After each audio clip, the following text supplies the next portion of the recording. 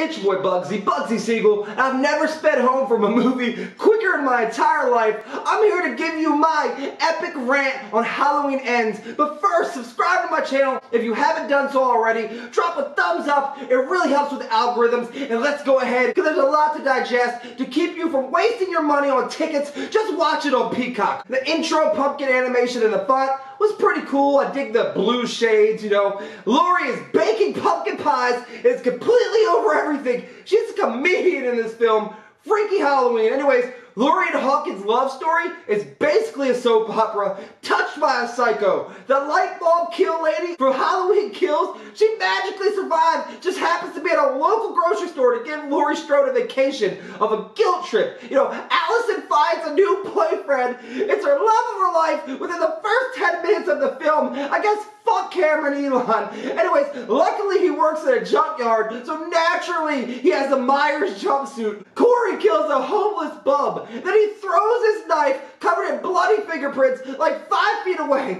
The cops at Haddonfield are terrible. You know, it's extremely slow burn. Michael Myers is barely in it. Kind of like Halloween 3, you know, he's on the screen in the commercial for a second. You know, people didn't know back then he wasn't going to be in the movie. And I feel it's going to be the same with this divisive piece of shit. And guess what? He's barely in it. But what he has a new tag team partner. And the tag team champions are Michael Myers and Corey fucking Cunningham. You literally give 5 minutes of Myers, if that, in the first half hour of this film. You know, Myers and Corey, they're a tag team, they team up, and they kill Dr. Mathis. You know, the guy that had like a one-liner in Halloween Kills, they mentioned him or whatever, the nurse and the doctor at the fucking bar, terrible scene. But anyways, Myers and Corey, they team up, they kill Dr. Mathis, plus the cunt nurse that stole Allison's promotion. And what's Corey do? He bangs on the glass door with bloody handprints. He's been arrested in the past, so I know for a fact his fingerprints are the system, because you know, they thought he killed that kid. They arrested him. He got off. They didn't go into how he got off or who got him off. He must have got off Myers to survive. But anyways, Myers seems to let Corey live, similar to letting Allison live in Kills. She thinks her mom saved her, but possibly Myers just spared her. Corey feeds Myers his fucking victims. He would lure him to the sewers, such as Officer Mulaney. You remember, you don't fuck with the Mulaney's. They made sure to say that in this fucking movie. You know, the all-grown-up bully is now a police officer.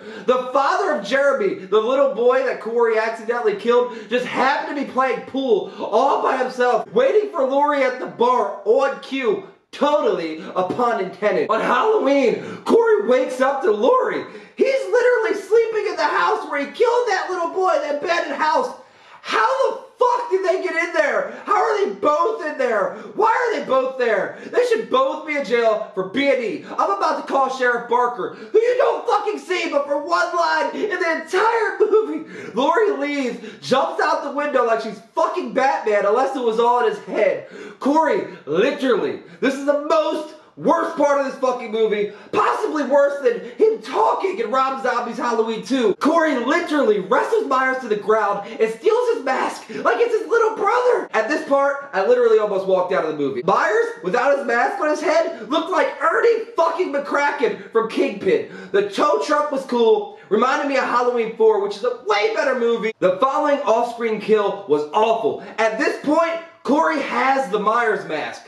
The best kill in the movie involves a hot torch, or maybe the second best, but it was blurred, so you couldn't even fucking see what was going on. And, you know, I'm guessing you could just walk right into a radio station. They don't lock the doors, especially not on Halloween night in Haddonfield. Speaking of which, small town Haddonfield has a fucking radio station. The DJ, the tongue death scene, was pretty cool, and it was funny, rivaling those of Halloween Kills, yet doesn't even count because it was a fucking Corey kill and not a Michael Myers kill. You know, Laurie has a picture in her house of the original trio, her, Andy, and Linda from the OG, which was a nice callback, blah, blah, blah, blah, blah. Anyways, Laurie has the smallest fucking gun of all time. She's about to do herself in, and even at close range, I don't think she'd be able to kill herself. Snub noses are inaccurate as hell. I was about to scream for her to pull the trigger. Laurie shoots Corey twice, barely hurts him, might as well have been a fucking pellet gun. Here's the twist. Corey stabs himself in the neck,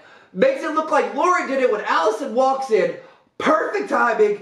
simply to make Laurie look like a monster, like he was made out to be for accidentally killing the kid at the start of the movie. I'm guessing this happens just so Laurie is left alone for the final battle with Michael Myers. You know, Allison leaves. I guess she comes back. Whatever. Michael sure likes breaking Allison's boyfriend's necks, as Corey dies similar to Cameron. Both their names start with the letter C. See you later, fuckers. Myers' old moldy septic mask does look kind of cool, to be honest, but, you know, if Myers is ever looking for you, make sure you have a hot pocket in the microwave. That's the trick. I'm starting to think we'll never get a truly great garbage disposal scene. We'll never get what we actually want. We're just going to have blue balls. Also, if I was Laurie, I would never knit again. Nothing ever comes good from having knitting needles around the house. Laurie Strode is the 78th wonder of the world. She's the strongest woman I've ever seen. Laurie slits Michael's throat, then he comes back to life. Allison comes in and literally breaks Myers' arm like she's fucking Art the Clown in Terrifier 2. She must have been taking karate lessons from Busta Rhymes. Laurie then slits Myers' wrist, holds his hand like they're in love, briefly and subtle. Then Hawkins shows up all jealous. Like, what the fuck? Oh, my girl, no. Hawkins really needs to pop that big-ass pimple on his forehead. Barker finally shows up, literally gets one sentence. Haddonfield must be a major city by now, you know, all the tourism because of the Michael Myers death, because about 1,000 people come to witness his fucking crucifixion. Michael Myers literally crowd surfs. The concert looked lit as fuck too because everybody had their cell phone lights out. Laurie, once again, is the strongest woman ever and rolls Myers into a giant meat grinder. Laurie Strode makes the national Haddonfield news for being the hero that killed the boogeyman, even though evil doesn't die, it just changes shape. Instead of banging ugly-ass JLC, Hawkins gives her a bag of cucumbers and eggplants to do the dirty work for him. Laurie literally keeps Michael Myers' mask in the coffee table book and roll the credits. Fear the Reaper plays, end of the movie, and time to end this rant. Blumhouse, you were supposed to make Myers scary again by getting rid of the relative/bloodline angle. Instead, they let Myers get his ass whooped by JLC in 3 films and a new character that's never ever existed, who made Myers his bitch. Give me Halloween 4, 5, and Resurrection. You know what? Halloween 8, Resurrection is my new fave because Laurie dies. Trick or treat, motherfuckers, and happy Halloween. It's your boy Bugsy. Subscribe to my channel for more rants like this. Drop a thumbs up. It really helps with the algorithms. I'm about to go watch this again on the couch. Peacock!